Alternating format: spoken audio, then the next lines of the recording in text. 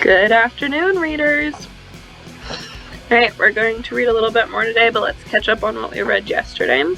So we read 2 chapters. The first one was called Violent Criminals. We learned that the word about her BBLL, the banned book locker library, was getting out to other grades. And she had a 3rd grader who was acting really weird, dressed up as like a spy. He wanted a spy book.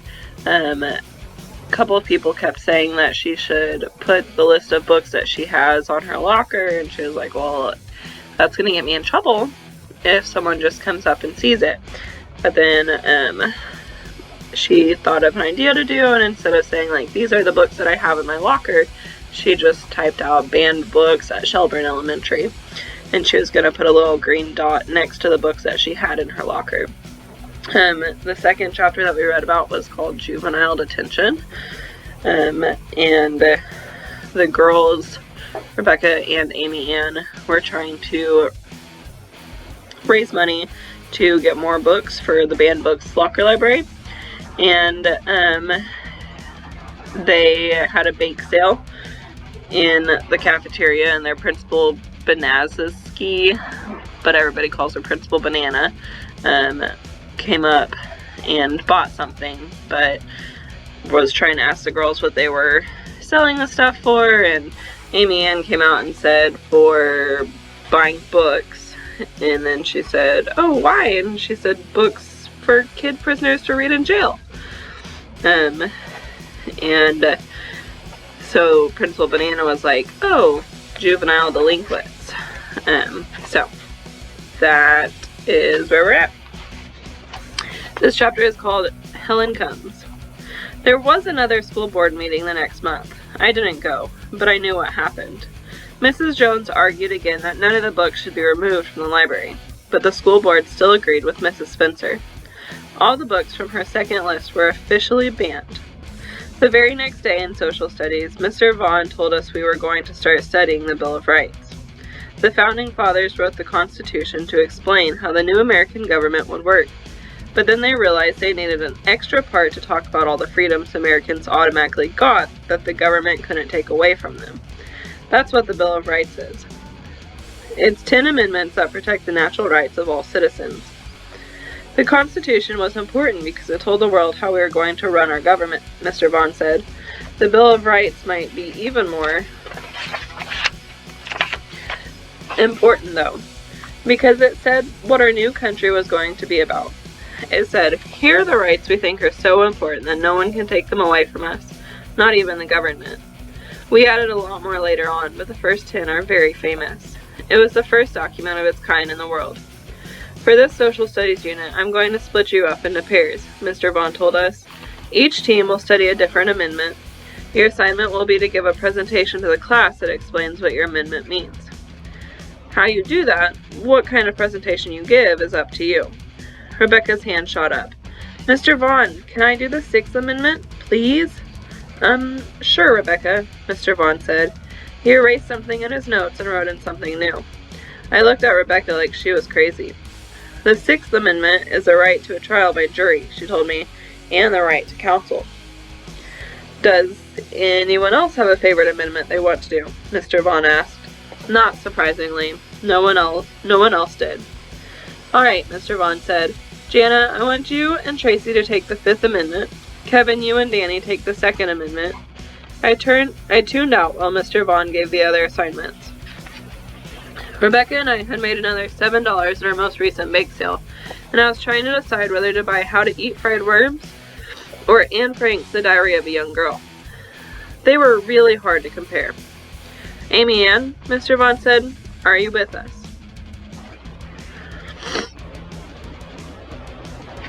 Sorry, I said. Beside me, I could sense Rebecca's eyes boring into me, but I focused on Mr. Vaughn.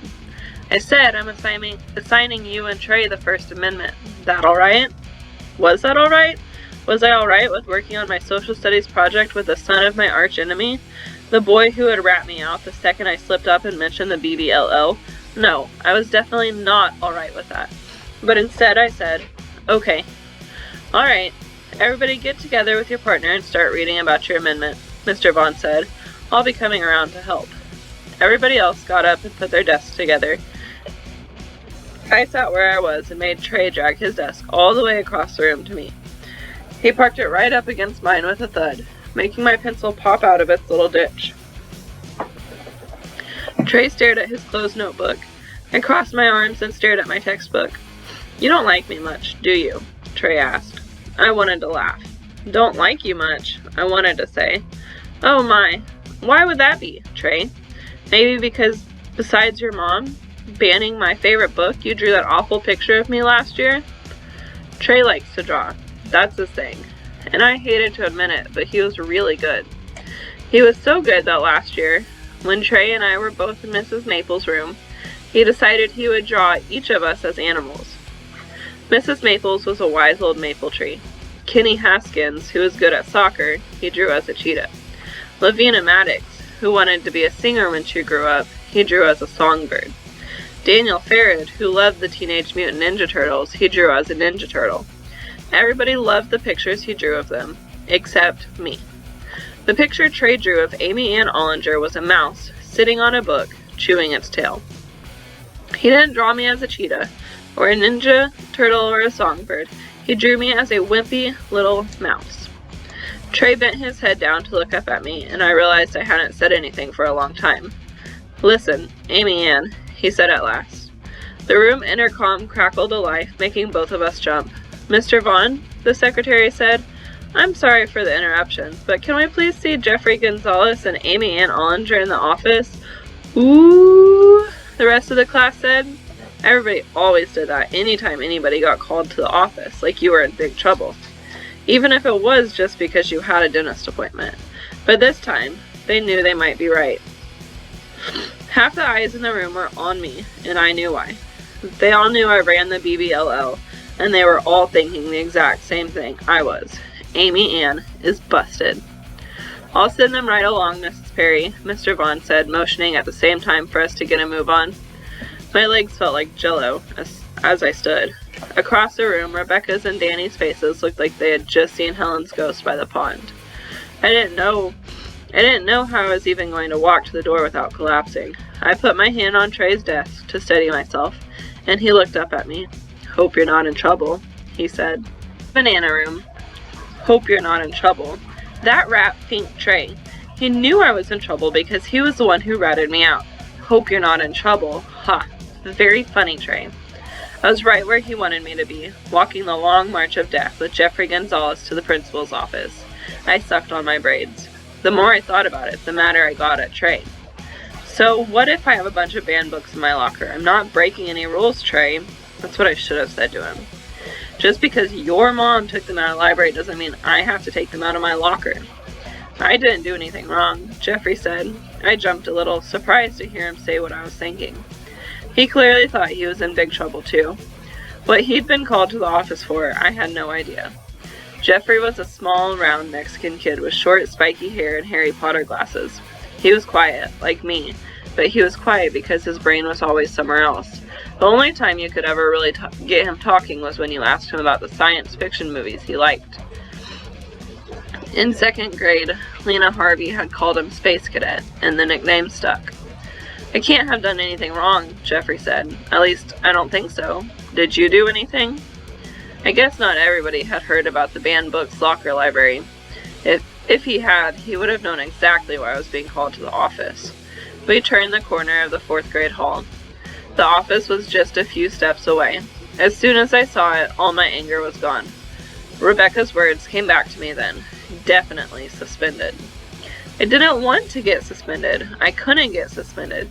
No kid had gotten suspended in the whole time I'd been at Shelburne Elementary. Getting suspended was something that happened to only really bad kids, the serious troublemakers, kids who were going to grow up to become people who chained up dogs in their front yard and threw trash out their car window. Jeffrey and I went into the office. The secretary, Mrs. Perry, told Jeffrey that Principal Benazeski would see him first, and told me to sit and wait. Jeffrey swallowed, gave me a wish me luck glance, and went into the principal's office. The door closed behind him. I sat in one of the chairs outside Detective Benazeski's office, like a criminal waiting to go into the interrogation room. But I wasn't a criminal. I never did anything to get in trouble. I never did anything, period. But that wasn't true, was it? I was here because I had done something. For some reason, I had decided to get as many of the books Mrs. Spencer had banned from the library and loan them out to as many people in my class as I could. Why had I done that? Why did I care? What did it matter if Mrs. Spencer banned those books?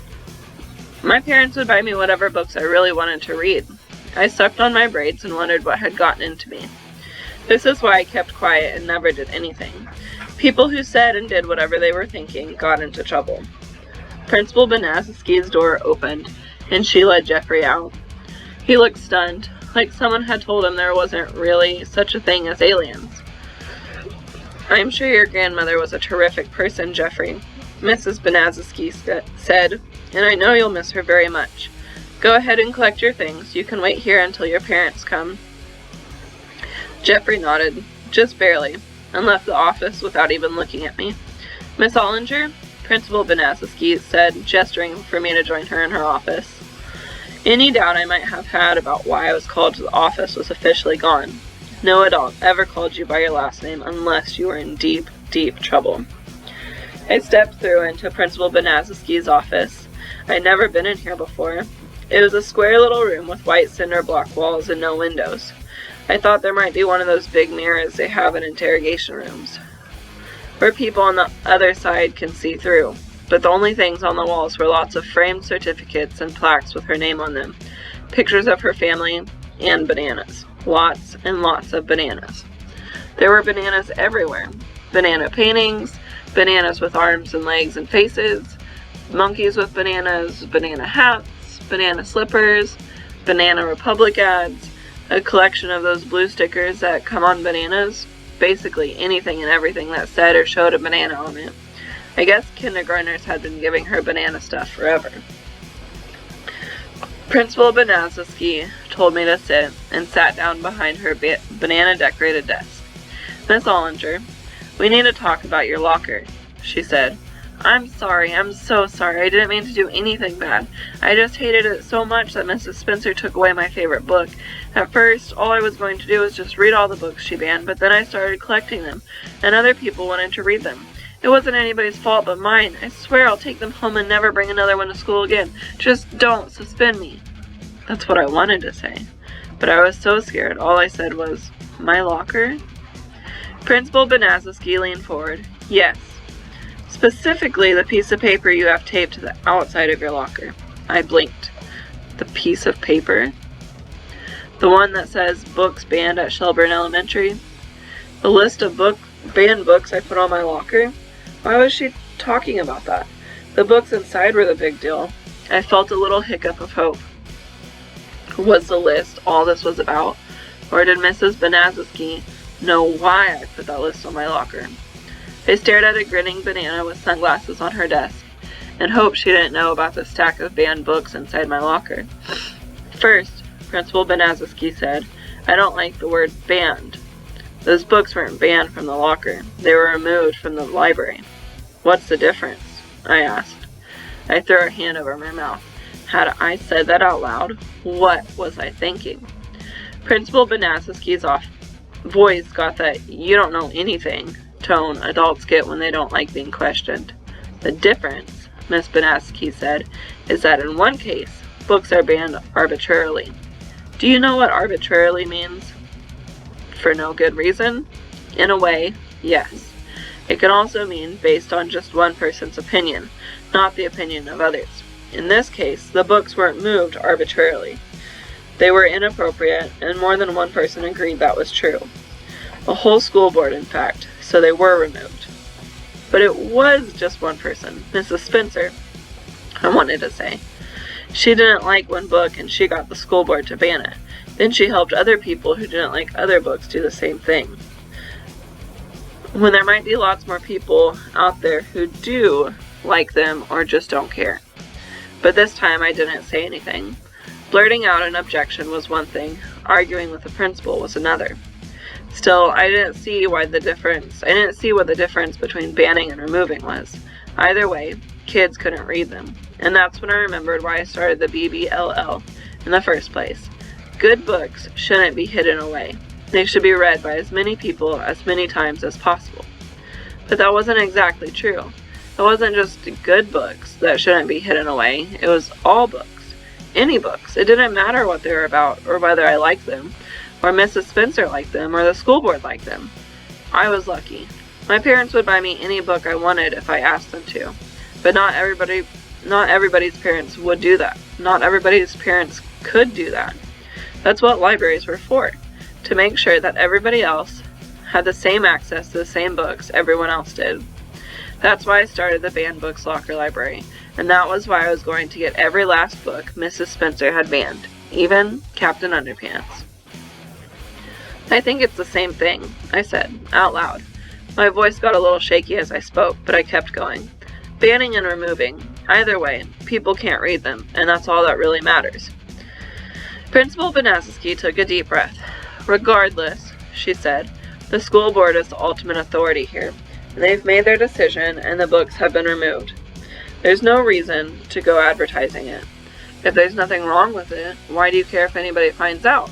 I wanted to ask her. I didn't say it though. I had said enough already. But as I thought, I realized I could be asking myself the same question. If there is nothing wrong with the BBLL, why was I keeping it a secret? I blushed, feeling guilty about the BBLL all over again. So, Principal Benazeski said, you'll take it down by the end of the period? It wasn't a question.